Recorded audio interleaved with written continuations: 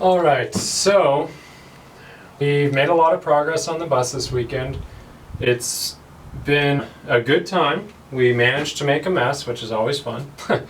Pretty good at making messes. You can see we've got foam coming out of everywhere.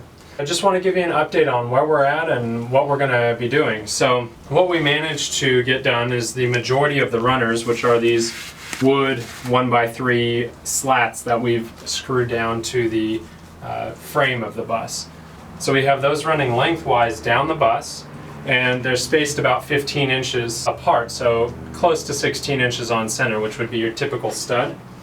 And I was a little unsure about whether or not we would be spraying the great stuff before or after putting the next level of insulation on, because as you can see, the runners provide another air gap, and so we're actually going to be filling that with a 3/4 inch piece of rigid foam insulation. What that's going to do is actually cover all of the creases that we have. It's going to cover everything, including the metal studs. So it's going to provide us a really good layer that's just one more level of separation from not only the metal frame, but the overall heat transfer that's going to occur. So excited about doing that. We decided today to do the foam. And of course, like expanding foam is supposed to do, it expanded. So we will have to cut some of this flush, but I am pretty happy with it. If we had sprayed it and put the next level of foam on, it could have potentially bulged out. This stuff expands and it could do some damage.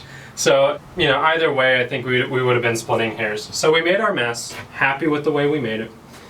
And it will be really nice getting that new level on. The other thing that these runners really do a good job of is providing us an area to run the electrical.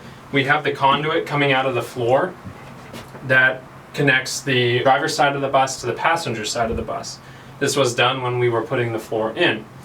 The purpose of that is the wires will be able to be run under the floor, up, and then down the wall of the bus. So we won't have to worry about running electrical up and over, which would have just been a little more expensive and would have logistically been a little more difficult. So with a little bit of planning, it really, I think, will pay off. So hopefully we'll be running electrical next weekend while we're putting this insulation in. So that's going to be exciting. We also finally got around to the window frames, which the window frame is, I was a little unsure about how it would turn out, but we got a table saw, which you can see a review of. It's a Cobalt table saw, Lowe's brand. And we used it to rip the 2x4s for the left and right hand side of the window frame. And we have our little 1x3 for the bottom of the sill here. And then the top of the sill is just our 1x3 runner that we have going down.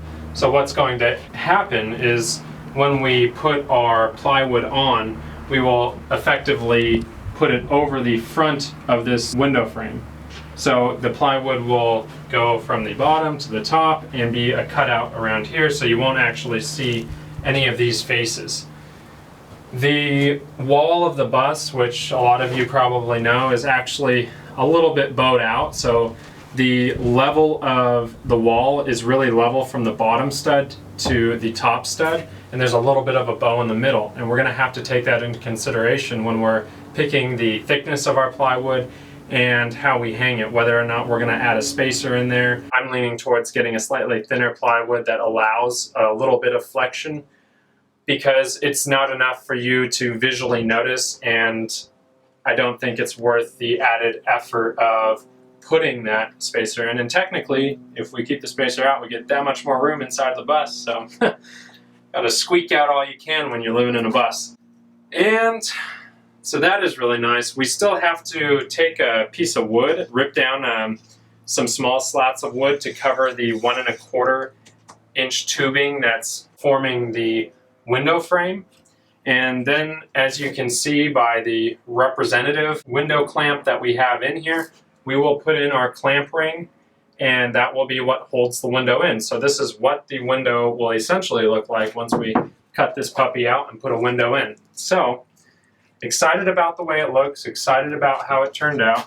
We will be doing a little more of a review So a lot of the projects that we're working on, we're going to be expanding upon in more detail. We are taking videos as we go, so we can provide those videos, but a lot of the projects that we're doing occur over many days, which means that they happen over many weekends because we're only working Saturday and Sunday. So some of the videos take a little bit longer to compile because the project's really not done immediately. So we want to come full circle and really have the full video for you before we publish it. So keep an eye out for how we're doing the window frames and everything. I think you'll enjoy it. It's gone really well. We're really happy with how sturdy all of this is.